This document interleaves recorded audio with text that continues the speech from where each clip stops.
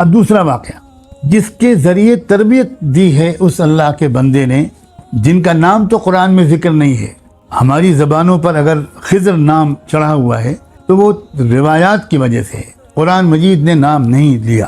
اور میں کہتا ہوں کہ قرآن مجید پوری ارادی طور پر اللہ تعالیٰ اپنے کلام میں غیر ضروری باتوں کو ذکر نہیں کرتے تاکہ ہماری پوری توجہ ایک ہی طرف مرکوز رہے۔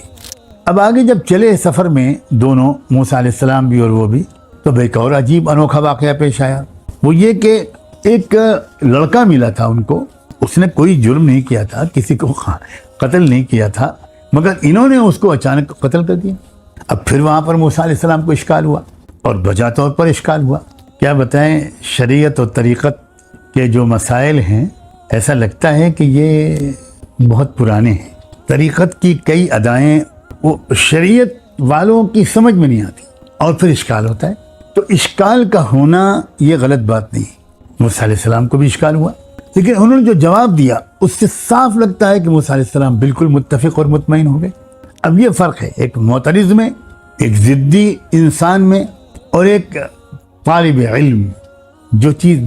جو بات مجھے نہیں معلوم، جس لائن سے میں واقف نہیں ہوں، اس لائن کے کسی ماہر کی بات سے مطمئن ہو جانا۔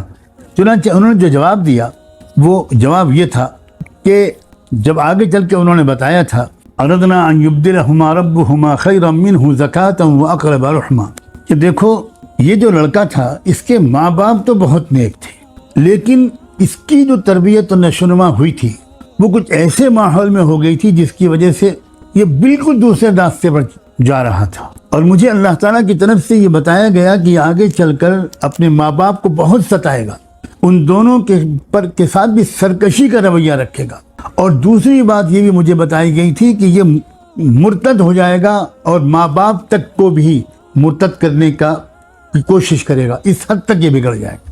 ایمان اور عمل دونوں اعتبار سے یہ بالکل ہلاکت والے راستے پر چلا جائے گا۔ تو اللہ تعالیٰ نے مجھے اس بات کی اجازت دی اور اشارہ کیا اردنا ان یبدلہما، کہ بھائی اس کو تو ہٹا دو راستے سے، اور اللہ تعالیٰ اس کے بدلے ایک اور بیٹا ان ماں باپ کو عطا کرے گا جس میں دو خصوصیات ہوں گی، خیرا منہ زکاۃ واقرب رحما، جو اس سے زیادہ پاک دامن اور پاکیزہ مزاج کا انسان ہوگا، اور تمام رشتہ داروں کے ساتھ بہت ہی اچھا رحم و کرم کا، خدمت کا، محبت کا، حسن سلوک کا اس کا رویہ ہوگا۔ اب آپ ذرا سا غور کیجئے، یہ سورہ کہف فتنہ دجال، ان چیزوں کو سامنے رکھیے کہ یہ واقعہ سورہ کہف میں یہ واقعات کو بیان کیے جا رہے ہیں۔ موسیٰ علیہ السلام کا تذکرہ پورے قرآن میں پھیلا ہوا ہے، لیکن موسیٰ علیہ السلام کی زندگی کا یہ واقعہ جو ان کا اس مرد دانہ کے ساتھ گزرا ہے، یہ سورہ کہف کے سوا کہیں نہیں۔ یہ اس بات کی دلیل ہے کہ اس واقعے کا بھی فتنہ دجال اور اس کے اثرات سے تعلق ہے۔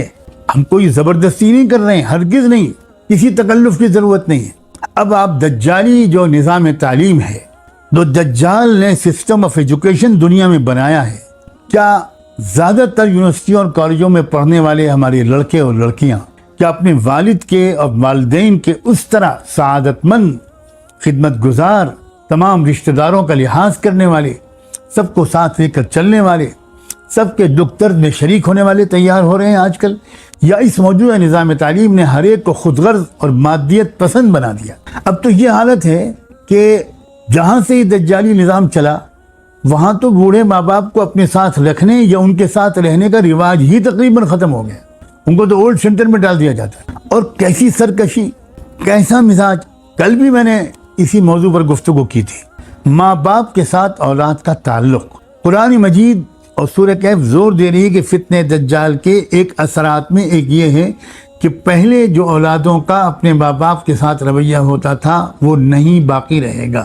یہ یاد رکھیے، جو ایک ریمارک پاس کیا جاتا ہے، جو بات تبصرہ کیا جاتا ہے، وہ عام صورتحال پر کہا جاتا ہے۔ ایکسیپشنز اور استثناءات تو ہر جگہ ہو سکتا ہے کہ کوئی شخص اسٹینفورڈ اور ہارورڈ کا پڑھا ہوا ہو، شروع سے اس کی تعلیم انگلش میڈیم میں اور کالجز میں ہوئی ہو، لیکن اس کا رویہ اپنے والدین اور رشتہ داروں کے ساتھ بہت اچھا ہو، ممکن ہے۔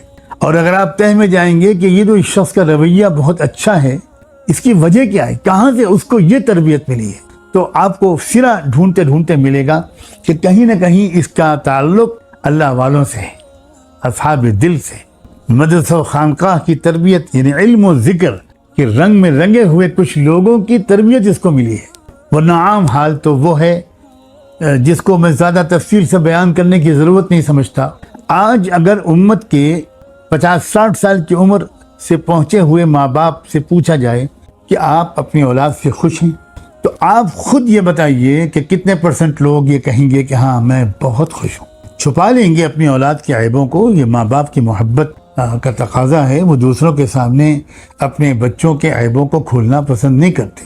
لیکن جو حقیقت ہے وہ کیا ہے, ہم بھی اسی سماج کے اندر رہتے ہیں, آپ بھی اسی سماج کے اندر رہتے ہیں, اور لوگ چونکہ ہم سے یہ امید کرتے ہیں صحیح یا غلط کہ یہاں ہمارے ذاتی اور پریشانیوں کا بھی کچھ حل ملے گا, تو آ کر اپنا رونا روتے ہیں. اور اکثر لوگ یہی رونا روتے ہیں کہ بیٹا کہنا نہیں مانتا. اور اب تو بیٹوں سے بہت آگے بڑھ کر بات بیٹیوں تک پہنچ چکی ہے. بیٹیاں جس طرح زبان درازی کر رہی ہیں اپنی ماں کے ساتھ, پہلے اس کا تصور بھی نہیں تھا. اس طرح کی زبان درازیاں بیٹے بھی نہیں کرتے تھے, بیٹیاں تو درکنار. تو یہ اب ایسا معلوم ہوتا ہے کہ کچھ اشارہ دیا گیا کہ دیکھو وہ تعلیم جو ہے وہ واجب القتل بنا دیتی ہے.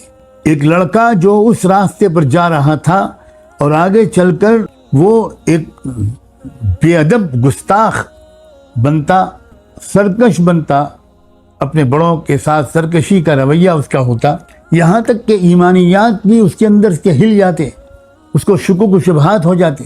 وہ سوال کرنے لگتا کہ کیا ڈز گاڈ ایگزسٹ, کیا خدا موجود ہے؟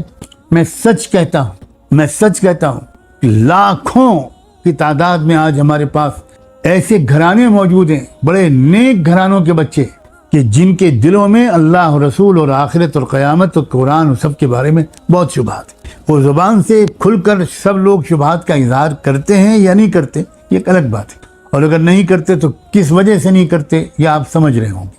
لیکن کیا دل مطمئن ہے؟ کیا شرح صدر ہے ان کو ایمانی اور غیبی حقائق پر, فرشتوں کے وجود پر, جنت و دوزخ کے وجود پر, قبر کے عذاب و ثواب پر, تقدیر الہی پر؟ بنیادیں ہلی ہوئی ہیں اور اسی دجالی نظام تعلیم کی وجہ سے ہلی ہوئی. تو یہاں یہ اشارہ کیا گیا کہ اس نظام تعلیم کے حوالے اپنے بچے کو مت کرنا, ورنہ یہ ہلاکت اور کفر و سرکشی تک پہنچائے گا. اور بچوں کی تعلیم و تربیت کے اس نظام کو ترجیح دینا جس کے 2 فائدے ہوں. ایک تو یہ کہ پاکی عطا ہو, جذبات کی, دل کی, قلبی و نفسیاتی کیفیت پاک ہو, کیریکٹر پاک ہو, اور دوسرے تمام رشتہ داروں کا کے ساتھ محبت اور خدمت کا تعلق ہو. جس نظام تعلیم سے, جس ایجوکیشنل سسٹم سے گزر کر بچوں اور بچیوں کے اندر یہ 2 خوبیاں پیدا ہوں, ایک کا تعلق ہے حقوق اللہ سے, ایک کا تعلق ہے حقوق العباد سے, اس نظام تعلیم کو ترجیح دینا.